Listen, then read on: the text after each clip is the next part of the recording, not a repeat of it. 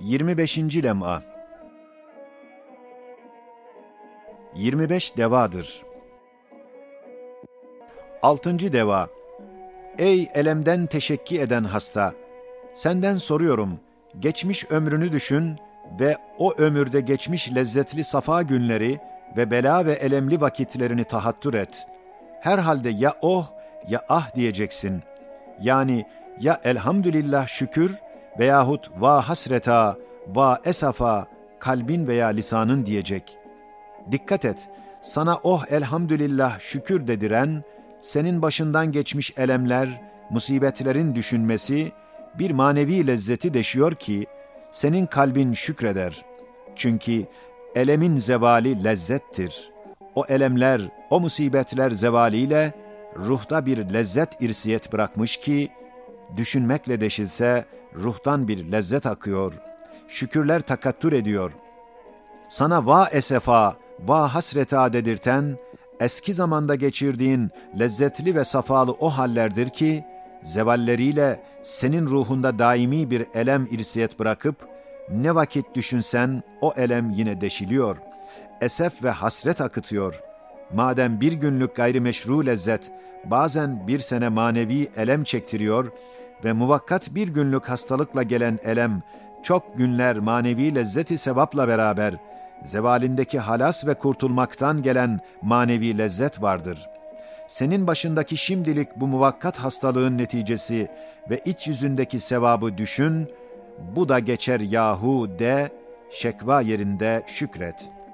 6. deva. Haşiye, fıtri bir surette bu lem'a tahattür ettiğinden, 6. mertebede 2 deva yazılmış. Fıtriliğine ilişmemek için öylece bıraktık. Belki bir sır vardır diye değiştirmedik.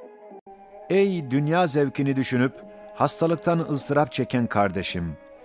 Bu dünya eğer daimi olsaydı ve yolumuzda ölüm olmasaydı ve firak ve zevalin rüzgarları esmeseydi ve musibetli, fırtınalı istikbalde manevi kış mevsimleri olmasaydı, ben de seninle beraber senin haline acıyacaktım.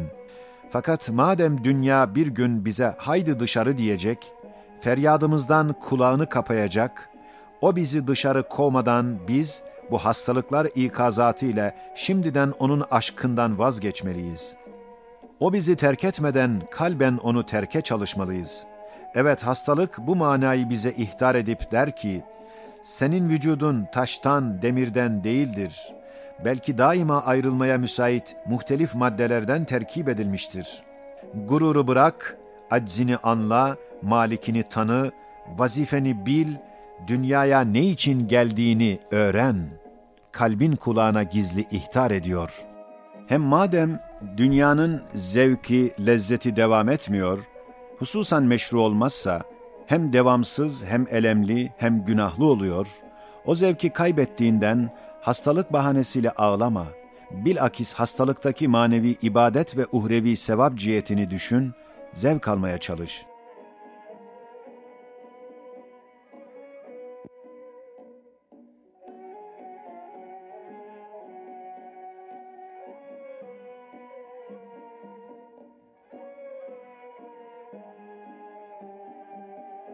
Kanalımıza abone olarak, sitemizin gelişimine katkı sağlayabilir, gelişmelerden haberdar olabilirsiniz. Videoları paylaşarak muhtaç gönüllere girebilirsiniz.